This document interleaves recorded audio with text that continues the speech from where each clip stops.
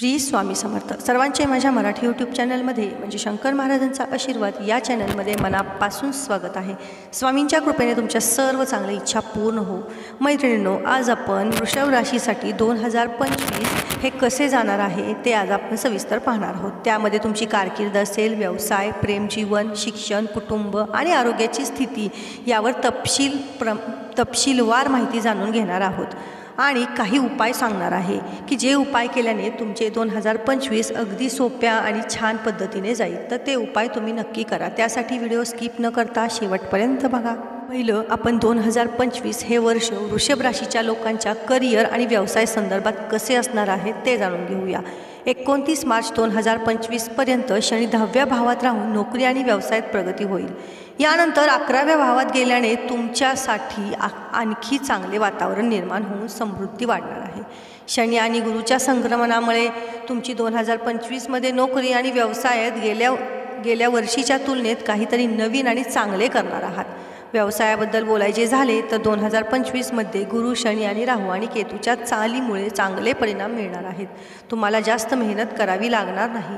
एकंदरीत नवीन वर्ष तुमच्या करिअर आणि नोकरी आणि व्यवसायासाठी खूप चांगले असणार आहे.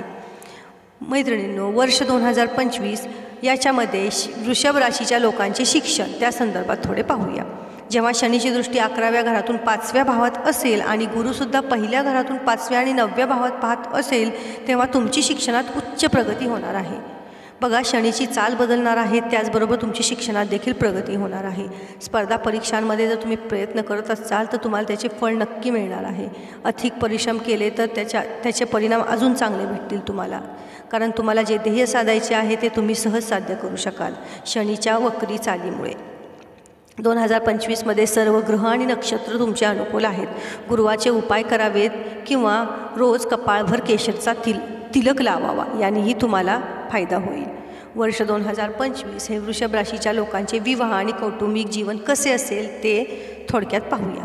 जर तुम्ही अविवाहित असाल तर दर वर्षाच्या सुरुवातीला गुरुच्या 5व्या आणि 7व्या दृष्टीमुळे तुमचे लग्न यावर्षी निश्चित आहे. मे महिन्यानंतर दुसऱ्या घरात ग्रह देखील संतती इच्छा पूर्ण करू शकतो. ज्यांना संतती नाही आहे त्यांच्या देखील इच्छा पूर्ण होतील. त्यासाठी गुरुला दान द्यावे.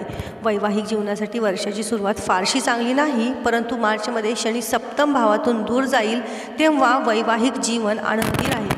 कुटुंबातही आनंदाचे वातावरण राहील. कौटुंबिक संबंधाच्या दृष्टिकोनातून संपूर्ण वर्ष चांगले आहे.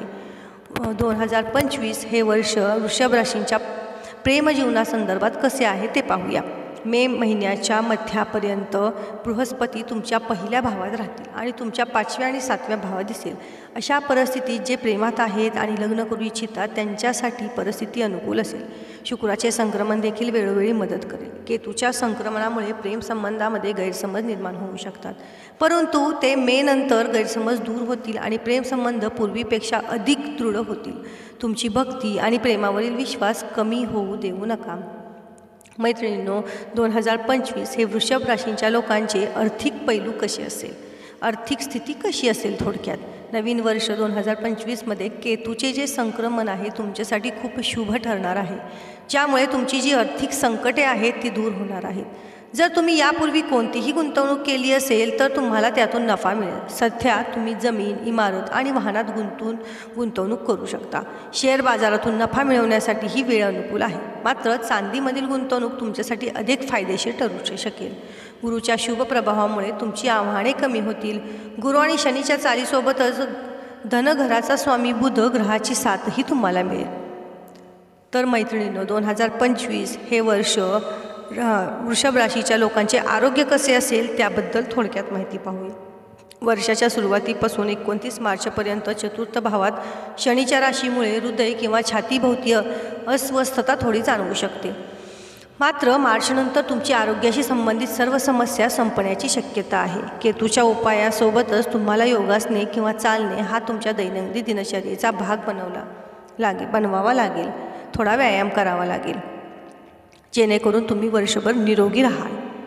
तर मैत्रिणींनो, हे आपण आता थोडक्यात सर्व माहिती पाहिली.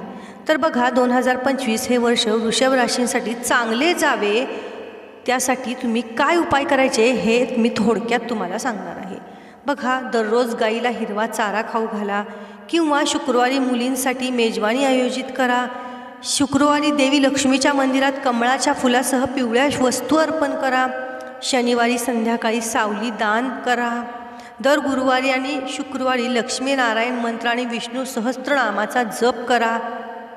तुमचा भाग्यशाली क्रमांक हा 6 आहे. भाग्यशाली रत्न हिरा आहे किंवा ओपल. शुभ रंग हा पांढरा, गुलाबी आणि निळा आहे. तुमचा भाग्यवान दिवस हा शुक्रवार आहे. कोणतीही महत्त्वाची कामे करायची असतील तर ती तुम्ही शुक्रवारी करा आणि ती कामे करताना जे मी तुम्हाला शुभ रंग सांगितले पांढरा, गुलाबी आणि निळा हा परिधान करा. आणि जास्त करून भाग्यवान तुमच्यासाठी जो मंत्र आहे ओम शन शनैश्चरे नमः किंवा ओम ह्रीं ह्रीं श्री लक्ष्मी वासुदेवाय नमः हे 2 तुमच्यासाठी भाग्यशाली मंत्र आहेत. तर तुमची संपूर्ण स्थिती, संपूर्ण तपशील आपण पाहिला. करिअर संदर्भात, आरोग्यासंदर्भात, कौटुंबिक वातावरण, प्रेम जीवनासंदर्भात सर्व माहिती आपण सविस्तर पाहिली. तर आणि कोणते उपाय करायचे ज्याने तुमचे वर्ष खूप चांगले जाईल हेही आपण थोडक्यात पाहिले. तर तुम्ही मैत्रिणींनो, तुम्हाला हा व्हिडिओ कसा वाटला, ही माहिती कशी वाटली मला कमेंटमध्ये नक्की सांगा. आणि तुम्ही माझ्या चॅनलवर अजूनही नवीन असाल, चॅनलला सबस्क्राईब केलेलं नसेल तर चॅनलला सबस्क्राईब करा. धन्यवाद.